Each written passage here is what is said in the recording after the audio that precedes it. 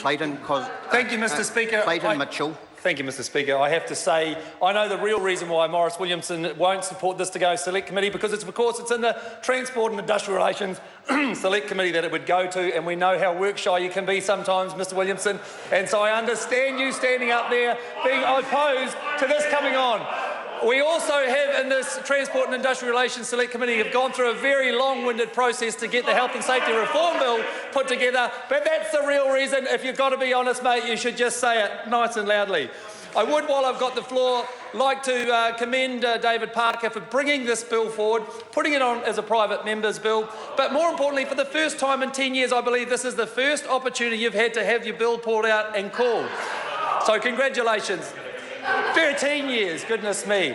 So that's a big deal in itself. And look, New Zealand First will support this to Select Committee. I think it's very important that we actually hear from submitters about the concerns that they have. And I see Mr. Bailey nodding in agreement, which would say that we want the work on our Select Committee, don't we, Mr. Bailey? He's nodding in agreement, but of course his party is going to vote it down, which means it's going to go nowhere, back into the ether. And look, this bill really, on the surface of it, is about getting a fair day's pay for a fair day's wage, a fair day's work. And that's what it comes back down to. We've got to look after our workers to ensure that they are actually getting remunerated fairly for the work, the time, the effort and the energy that they're taking to do the job, and they've got to get paid and remunerated properly.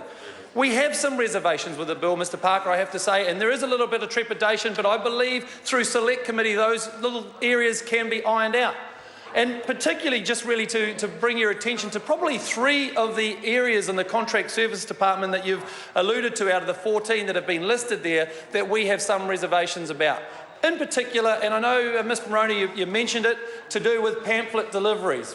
Now, understanding how pamphlet deliveries work, and being a young man once where I used to go out there and deliver those pamphlets myself, I thank you very much. I'll take that as a compliment, Mr. Moroney. I am still young. But the reality is, this is a job that is designed for young people before school, after school, doing newspapers, handing out those flyers. Goodness me, when it's electioneering time, who are the young people that come around to your neighbourhood to put those flyers in your box? Some people, I'm sure, would like to see that practice be removed because you can see all the no circulars. Now, the whole point being is a big sector of that market is done by young people. The other part that are actually filling this void, are the elderly. Now, the elderly people are taking up this job, some of them in their 70s, some in their 80s and some in their 90s that I've been speaking to, that take sometimes 4 days to go and deliver quietly. They take it as a social engagement outing, a little bit of social intercourse with their neighbours and getting themselves around the neighbourhood to go and deliver those pamphlets. So what is reasonably expected of them if all of a sudden the pamphlet delivering companies have to say, well, look, I expect this job to be done in 2 hours, you're going to take 4 days to do it?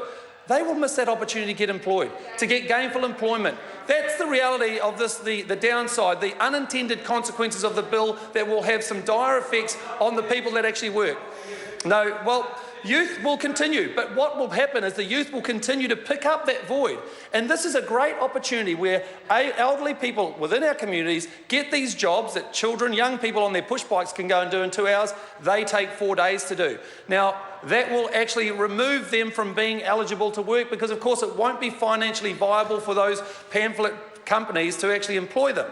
The other area that we have some concerns about is public entertainment services, actors, musicians and singers. Now, the reality is, as emerging artist as I am not, but many of my friends are, the best way to get yourself out there is to give your time and be in support to some of those up-and-coming bands. Thank you, Mr. Speaker. The reality is, the likes of the Wellington Musical Theatre and the operatic societies that get gainful employment and pay less than the minimum wage, but they pay for costs, they pay for some of the time that's spent. We couldn't afford to have that industry. The industry would actually go to sleep and would disappear into the ether.